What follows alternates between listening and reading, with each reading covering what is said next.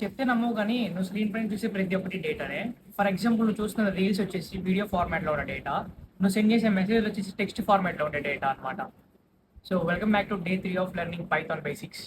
So ఈ రోజు ఈ వీడియోలో మనం డేటా టైప్స్ అంటే ఏంటో చూద్దాం. వీడియో చేసేలోపు డే 3 అని కామెంట్ పెట్టు, నోట్స్ సెండ్ చేస్తాను. డేటా టైప్ అంటే ఏంటంటే నీ వేరియబుల్ ఏ టైప్ ఆఫ్ డేటాని స్టోర్ చేసుకుని తెలుసుకోవడం కోసం యూజ్ చేస్తాం అనమాట. సో దానివల్ల నువ్వు ఆ డేటా పైన ఏ ఆపరేషన్స్ పర్ఫామ్ చేయొచ్చు అనేది తెలుసుకోవచ్చు.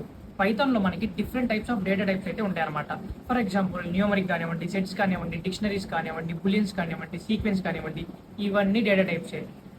కోడ్ మధ్యలో నేను ఒక హ్యాష్ సింబల్ యూజ్ చేసే కదా, దీన్ని కామెంట్ అంటారనమాట.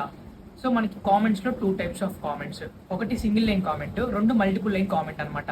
ఈ సింగిల్ లైన్ కామెంట్ మన కోడ్ని ఎక్స్ప్లెయిన్ చేయడానికి అయితే యూజ్ చేస్తాం అనమాట. సో ఈ సింగిల్ లైన్ కామెంట్స్ లాగే మల్టిపుల్ లైన్ కామెంట్ గా ఉంటుంది అనమాట. మనం ఎక్కడైతే ట్రిపుల్ కోయిట్స్ యూజ్ చేసి ఒక బ్లాక్ ఆఫ్ టెక్స్ట్ ని రాస్తామో ఆ బ్లాక్ ఆఫ్ టెక్స్ట్ ని మన పైథాన్ ఇంటర్ప్రిటర్ అయితే అసలు పట్టించుకోదనమాట. ఇన్ ద సెన్స్ అది కంపైల్ అయితే చేయదనమాట. సో అది మ్యాటర్. సో కంటెంట్ అర్థమైతే ఒక చిన్న కామెంట్ పెట్టు, నెక్స్ట్ 27 days లో పైథాన్ దుమ్ము లేపేద్దాం.